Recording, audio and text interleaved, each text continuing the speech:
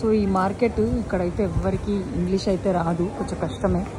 మార్కెట్లో మొత్తం ఏమి ఇంగ్లీష్లో కూడా రాసి లేవు, అన్నీ వాళ్ళ భాషలోనే పెట్టి అమ్ముతున్నారు.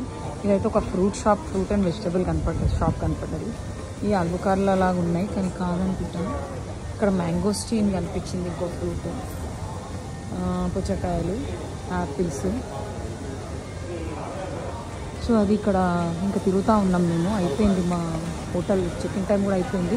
ఇప్పుడు షాపింగ్ చేస్తూ ఉన్నాము. నేనైతే ఒక 4 ఇంకోటి యూనిక్లో అని ఉంటుంది, అది సూపర్ మార్కెట్ లాగా పెద్ద బట్టల షాపు, దాంట్లో తీసుకున్నా నేను 2. అండ్ మళ్ళీ ఇక్కడ ఈ గల్లీలో ఒక 2 తీసుకున్నా. ఎన్ని 850 యెన్స్ అంటే ఆల్మోస్ట్ ఎంత లెస్ దాన్ $8కి 2 వచ్చినాయి. సో ఇట్లుంది షాపింగ్. అయితే కొంచెం కష్టమే ఇక్కడ, వీళ్ళకి భాష రాదు. కొంచెం అక్కడ సిటీలో ఎయిర్పోర్ట్లో అక్కడ అందరికి వచ్చినట్టు అనిపించింది, కానీ ఇక్కడ మాత్రం ఎవరికి భాష వస్తలేదు. సంభవం అక్కడి నుంచి వస్తున్నాం మేము. అక్కడ ఎక్కడైతే స్టార్ట్ అయిందో అక్కడి నుంచి అన్నీ ఉన్నాయి. ఇంకా దీంట్లో వాళ్ళు సూట్ కేసు కొనుక్కున్నారు, మా ఫ్రెండ్ వాళ్ళకి సూట్ కేసు కావాలి.